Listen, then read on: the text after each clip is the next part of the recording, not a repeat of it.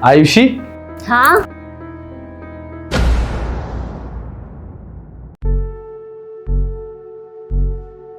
ये लो, मैंने कर ली दूसरी शादी। आपने सच में दूसरी शादी कर ली? हाँ आयुषी, देखो ना कितनी प्यारी लग रही है प्रांशी। मैंने तुम्हें इसके बारे में बताया था और फोटो भी दिखाया था। हाँ, बिल्कुल परी जैसी, बहुत सुंदर लग रही है। आखिर लेकिन तुमने मुझे बताया नहीं। खैर कोई बात नहीं, बहुत प्यारी है। आखिर अब हमारा सपना पूरा होगा ना। हम जो इतने सालों से चाहते थे कि इस घर में भी एक बच्चा हो, उसकी किलकारियां गूंजे, उसकी अटकलें, उसकी शैतानियां, नटखट, कहीं इधर तोड़फोड़ मचाए, कहीं वहां। आखिर अब वो सब कुछ पूरा होगा, सब कुछ होगा। हमारे पास भी एक बच्चा होगा। तुम पापा बन जाओगे, हम उसे खिलाएंगे, हम उसकी ना सारी जिद पूरी करेंगे। आयुषी ऐसे मत बोलो, प्रांशी को बुरा लग सकता है। अब प्रांशी को ये मत एहसास दिलाओ कि उससे शादी मैंने इसलिए की है कि सिर्फ हमें अपनी उम्मीदें पूरी करनी है, बच्चा पैदा करना है। अरे वो तो बात की बात है। बस भगवान की कृपा से हमारे घर में एक नई दुल्हन आई है, तो इसका अच्छे से स्वागत करो। हाँ, आप सही कह रहे हैं प्रांशी, तुम मेरी बातों का बुरा मत मानना। वो क्या है ना, सालों से मेरी गोद सुनी है। आज तुम्हें देखा ना तो मेरे अंदर वो उम्मीद जाग गई। और जब तुम माँ बनोगी तभी तो मैं भी माँ बनूंगी। और हाँ, जो बच्चा होगा ना वो मुझे बड़ी माँ नहीं कहेगा, वो मुझे भी माँ कहेगा। खैर वो सब छोड़ो, आओ मैं तुम्हें तुम्हारा कमरा दिखाती हूँ। जाओ प्रांशी।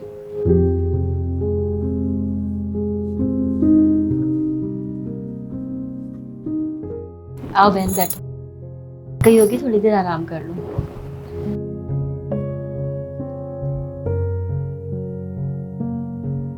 तुम बैठो, मैं तुम्हारे लिए कुछ खाने के लिए लेकर के आती हूँ।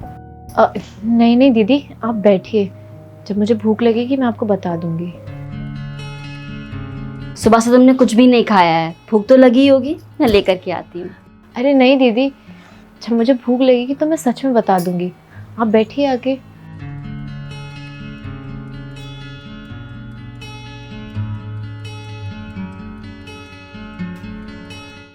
वैसे आप में बहुत हिम्मत है। कैसी हिम्मत? आपने अक्की को दूसरी शादी करने की परमिशन दे दी और मैं दूसरी बीवी बन के आ गई और आपने खुशी खुशी मुझे एक्सेप्ट कर लिया। क्या बताओ बहन, 8 साल हो गए हमारी शादी को और अभी तक मैं माँ नहीं बन पाई। जहाँ भी जाऊँ हकीकी माँ बाप, रिश्तेदार सब ताने देते हैं। इसीलिए तो अब कहीं जाने का ही मन नहीं करता, बस इसी घर में पड़ी रहती हूँ। मैं टूट चुकी हूँ, मेरी हिम्मत ही नहीं होती है कि मैं किसी से भी बात करूँ। और वैसे भी इसमें आके की क्या गलती है? मैं नहीं माँ बन सकती, लेकिन वो तो पिता बन सकते हैं ना। इसीलिए मैंने ही उनसे कहा कि तुम दूसरी शादी कर लो।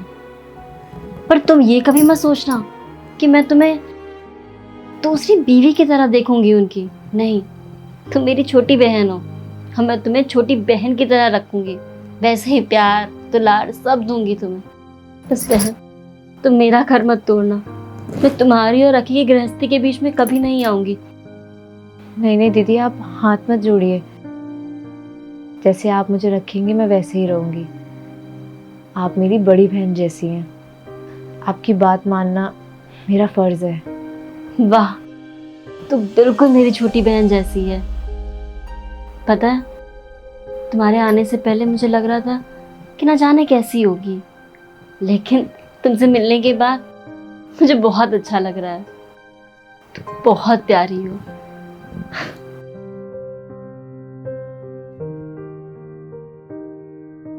एक बात पूछूं तुमसे? हाँ दीदी पूछिए। तुम्हें तो पता था ना अकी की शादी हो चुकी है, फिर तुमने उनसे दूसरी शादी करने के लिए क्यों हाँ कही?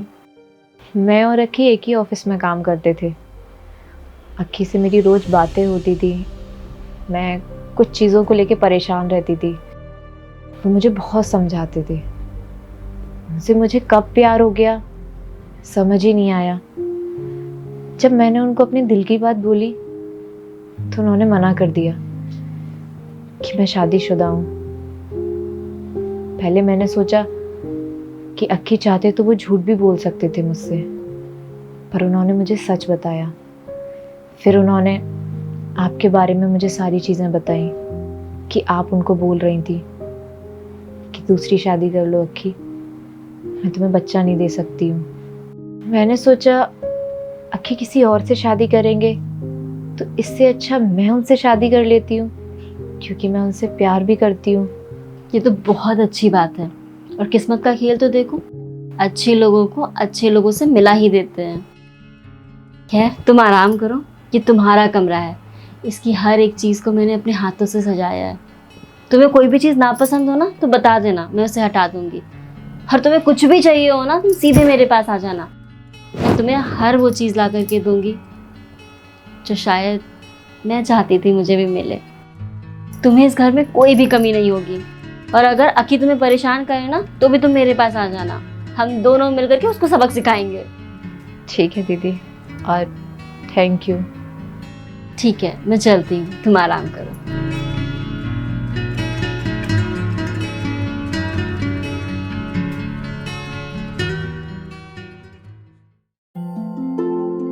सुनिए, क्या हुआ, आज तुम बहुत खुश लग रही हो। हाथ आगे कीजिए।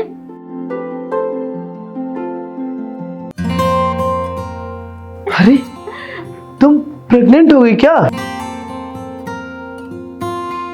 ये तो बहुत खुशी की बात। आज से तुम्हारा वर्षों का सपना पूरा हो गया। मतलब अब इस घर में हमारा बच्चा आ जाएगा। हाँ। और वो जो रिश्तेदार चार लोग बातें बनाते थे कि तुम कभी मां नहीं बन सकती, उनके मुंह पर जिंदगी भर के लिए ताला लग जाएगा, है ना? हाँ बिल्कुल सही कह रहे हैं। अब ना इस घर में भी किलकारियां गूंजेंगी। एक छोटा सा बच्चा ना इस घर में शरारतें करेगा। और पता है मुझे शॉपिंग करनी है, चाहे लड़का हो चाहे लड़की, मुझे सबके लिए कपड़े चाहिए, ढेर सारे, छोटे से छोटे बड़े से बड़े, सब चीज चाहिए। और मुझे हर एक चीज परफेक्ट चाहिए, एक एक चीज। उसका कमरा ना बहुत सुंदर सजाएंगे। उसका जो खिलौना होगा ना बड़ा सा टेडी बियर होगा, और लड़का होगा तो एक गाड़ी लेंगे हम उसके लिए। और ना जाने मुझे क्या क्या, और मुझे कुछ समझ में नहीं आ रहा मैं क्या कह रही हूँ। मैं कितनी खुश हूँ, मैं क्या बताऊँ आपको। और हाँ एक बात याद रखना, जैसे तुम मुझे डांटते हो ना, खबरदार जो उसको डांटा उसकी सारी बातें आपको माननी पड़ेंगी। अगर उसको डांटने के बारे में सोचा भी ना तो मैं आपको बेलन लेके मारना चालू कर दूंगी, और उससे भी कह दूंगी वो भी आपको मारेगा। अरे इतना भी सर पे नहीं चढ़ाना है कि वो कल को हमें ही ना समझे। हाँ हाँ ठीक है, समझ गई। कॉन्ग्रेचुलेशंस दीदी, कॉन्ग्रेचुलेशन अक्की। अब थैंक यू। मैं सोच रही हूँ कि अब मैं यहाँ से चली जाऊँ, क्योंकि आप लोगों की फैमिली पूरी हो गई है। जिस वजह से आप लोगों ने मुझे यहाँ बुलाया था वो चीज़ तो दीदी ने तुम्हें दे दी है। अब मेरा यहाँ कोई काम नहीं है, और मैं आप दोनों के बीच में तीसरी नहीं बनना चाहती। ये क्या फालतू बातें कर रही हो प्रांशी? ये खुशियां जो हमारे घर में आई हैं ये तुम्हारी ही वजह से आई हैं। तुम ही हमारे घर में सौभाग्य लेकर के आई हो। तुम्हारे कदमों से इस खुशखबरी का आगमन हुआ है। क्या पता अगर तुम ना होती तो आज ये खुशखबरी भी ना होती। तो तुम ये सब आलतू फालतू चीजें सोचना बंद करो, और खबरदार जो आइंदा तुमने ये सारी बातें बोली। और तुम्हारी हिम्मत कैसे हुई ये सब कुछ बोलने की? तुम्हारे मम्मी पापा नहीं है लेकिन तुम्हारी शादी हुई है। अग्नि को साक्षी मानकर तुमने 7 फेरे लिए हैं अक्की के साथ।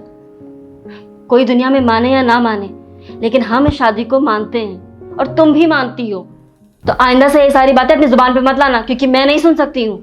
और तुम हमारे दुखों में साथ थी तो हम अपने खुशी के पलों में तुम्हें कैसे जाने दे सकते हैं? और तुम अक्की की बीवी हो और मेरी छोटी बहन, तो उस नाते तुम इस घर से कहीं नहीं जा सकती। और अगर दोबारा ये ख्याल भी तुम्हारे दिमाग में आया ना, बहुत मारूंगी तुम्हें। और अच्छा एक बात बताओ, कहीं तुम इसलिए तो नहीं जाना चाहती हो क्योंकि अब तुम्हें मेरी सेवा करनी पड़ेगी? नहीं नहीं दीदी, ऐसी कोई बात नहीं है। नहीं, मुझे तो ऐसा ही लगता है, क्योंकि अब मैं तुम पे हुक्म चलाऊंगी तो तुम सोच रही हो कि नहीं अब मैं अपने घर चली जाती हूँ, मुझ पे कोई हुक्म भी नहीं चलाएगा। हाँ प्रांशी, आयुषी सही कह रही है। तुम ये घर छोड़कर मत जाना। तुम्हारे आने से इस घर में खुशियों की बरसात हो गई है। I am sorry. आप लोग अपना काम करिए और मैं ऑफिस के लिए लेट हो रहा हूँ। और इतनी अच्छी खबर मिली है तो फिर इसको हम शाम को सेलिब्रेट करेंगे तीनों मिलकर, ठीक है? चलो मैं चलता हूँ, ये पकड़ो।